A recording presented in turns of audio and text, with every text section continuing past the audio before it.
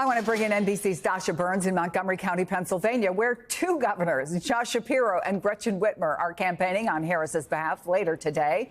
NBC's Ali Rafa is covering the White House, and with me here in studio, Sarah Feinberg, Democratic strategist and former senior official with the Obama administration. We were just saying it's been a bit. Sarah, it's good to see you. Great to see you. Harris has 3 weeks to go before the convention. Yep. How does she capitalize on the enthusiasm in these next 3 weeks? Oh, my gosh. Well, you know, the New York Times says that hard days are ahead and that the sugar high is ending, but I see no evidence of that at the moment. I mean, the sugar high seems to be continuing. Like Governor Beshear just said, there's significant enthusiasm. You know, we've seen a 20-point boost in enthusiasm. And by the way, like in a state like Kentucky, you don't get much Democratic enthusiasm, even at this late stage of the game. But I was arguing to my team, a sugar high wears off quickly. It does. By its very nature, it wears off quickly. That's so right. But as the mom to a 6-year-old, sugar highs last like 20 minutes, and then it's a nightmare. And we have been going for a while here. And I think the reason is there's so much enthusiasm because you can see the future. She's kicking butt. She's been out there for 10 days. It feels really good, or 7 days, whatever. It feels really good.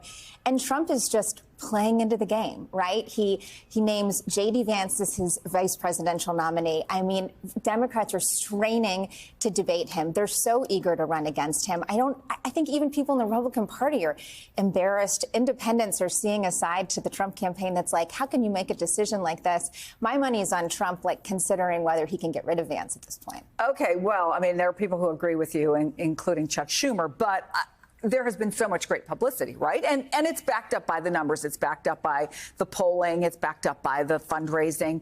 New York Magazine, in fact, has a cover. The headline is Camelot. That shows all these top Democrats who are celebrating that she is at the top of the ticket.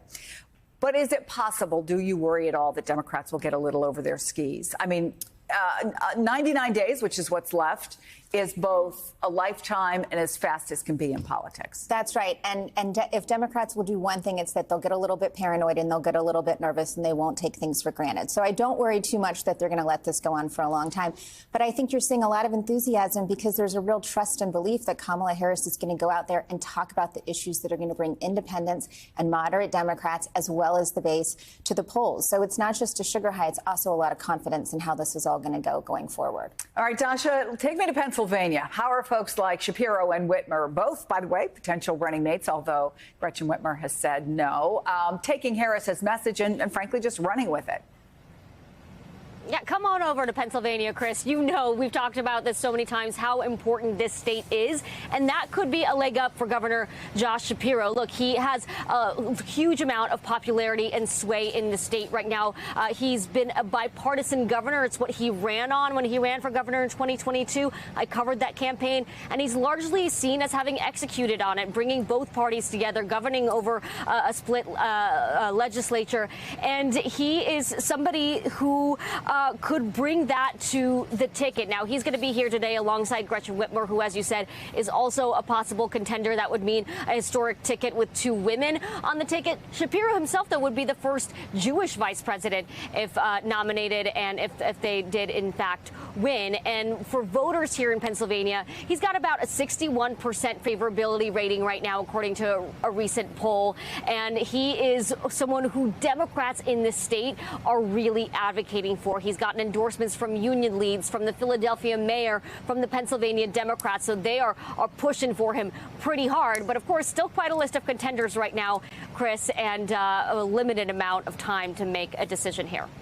Dasha Burns, thank you for that. Ali, that brings me to you. These candidates, VP wannabes, I guess, are doing a lot of work right now. They're going to Pennsylvania, they're going to Georgia, they're going to Minnesota. That's just in the past few days. But the Times also points out this. Harris has got to prove herself to those independent, undecided, and swing voters in battleground states, or else she's not going to win the presidency. And for all the record fundraising and meme excitement, Harris hasn't started indicating how she plans to do so. So far, this is what the Times says. Harris has mostly been talking to friendly Democratic audiences. She is leaving it to surrogates to make her case in more challenging venues.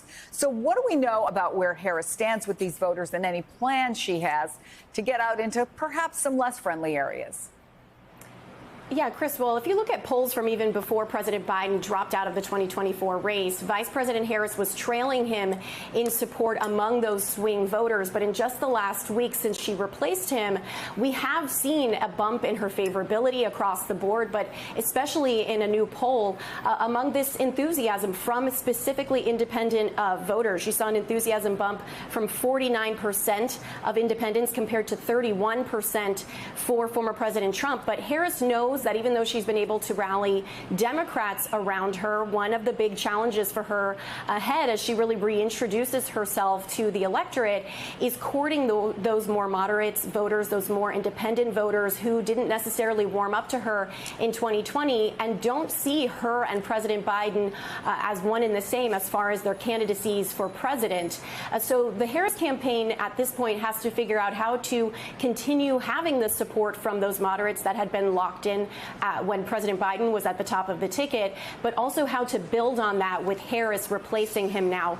They have a couple resources at their disposal to be able to do that. Obviously, that massive war chest of $240 million that she inherited and added in the last week, $200 million more dollars to. Obviously, that could go to more resources. She could also use more moderate surrogates to stump for her on the campaign trail. And of course, another big factor going into this as she tries to court those voters is who she picks as her running mate in just a few days. And Chris, you know, I know at the end of the day, this all comes down to numbers. This was already a very tight race when it was just President Biden and former President Trump. That race is now even tighter as Vice President Harris replaces the president. And so we're going to see an aggressive effort by both campaigns to win this block of voters. That could be critical to either of their victories in November. We could expect to see more get out the vote efforts, more voter registration efforts, both of them aggressively trying to court this group of voters. Chris.